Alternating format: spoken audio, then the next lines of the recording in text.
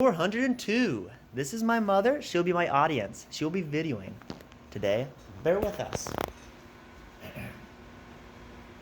Did you know that 4 out of 5 doctors recommend a daily dose of sarcasm? Yeah, no, it's true. I'm doctor number 1 through 4 with a PhD in sarcasm science. William Brandt, an actual philosopher and the author of the book Critique of Sarcastic Reason, says sarcasm is hypothesized to develop as a cognitive and emotional tool that adolescents use in order to test the borders of politeness and truth of conversation. Sarcasm is a literary device used to mock or provoke one another with a hint of irony and satire, but may also be used to inflict some humor on its victims. I'm Trevin James, and I grew up in a household where sarcasm was heavily laden.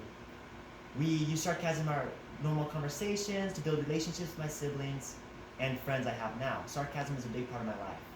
As you can probably guess, growing up in a household full of 6 siblings with sarcasm, it was a blast.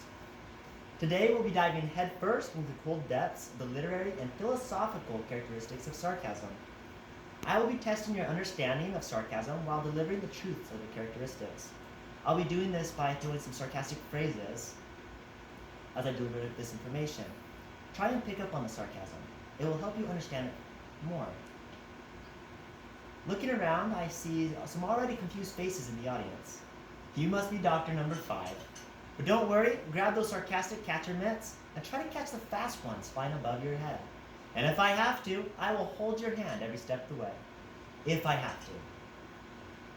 And by the end of this speech, you'll be able to understand and identify sarcastic tones, words, and phrases used in your day-to-day life, as well as understanding positive and negative sarcasm. So sit back, relax, and enjoy the movie. We're going to have a blast. Sarcasm has an interesting history. It is a literary device that is easier to pick up on when it's delivered verbally and gesturally. In documentation, sometimes it's harder to find or pinpoint because it is written more as satire and irony.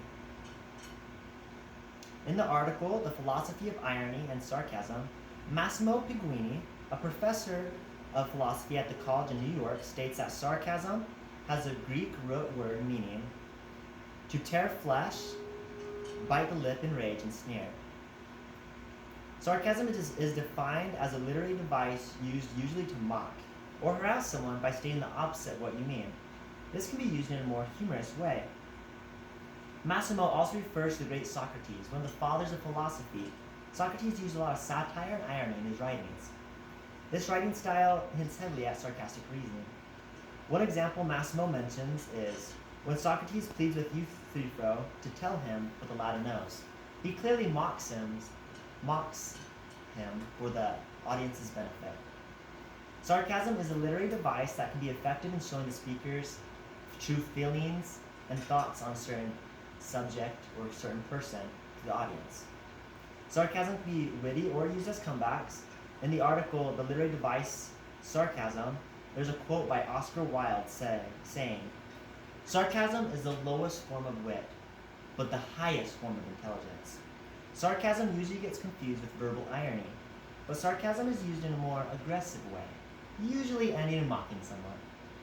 It is important to remember the characteristics of sarcasm when using sarcasm, such as tone of voice, proper phrasing, and common words used.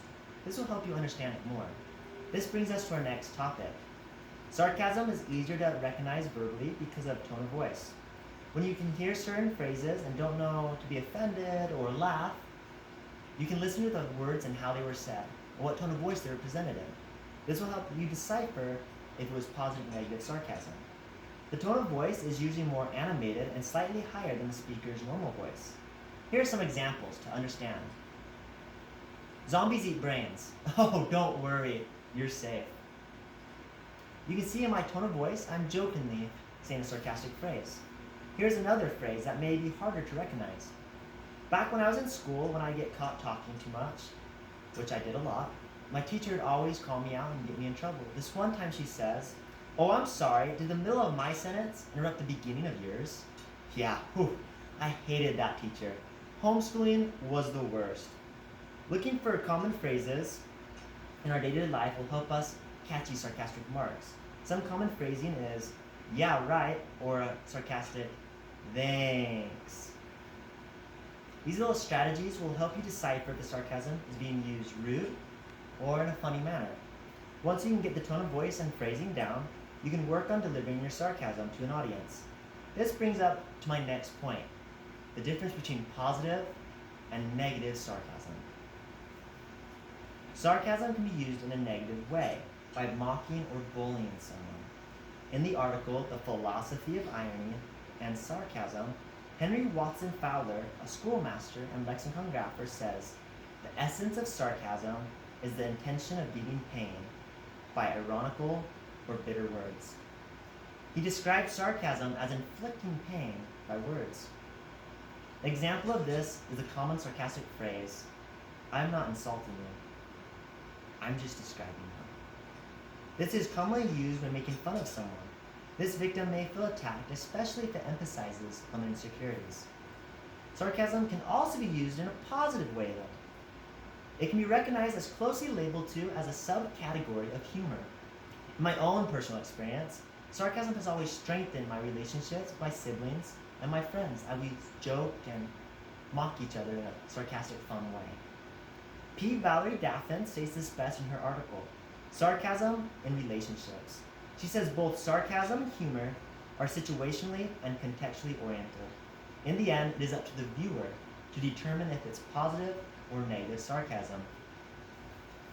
As you now can see, sarcasm can be used in many different formats and affect many different emotions. The person who is delivering the message of sarcasm must know what type of audience that will be receiving it, and must understand the science of sarcasm, such as characteristics and philosophy. This will help determine if the sarcasm will be perceived as negative or positive. And remember, kids, you can't spell sarcasm without common sense. That will be our next week's lesson. And good night.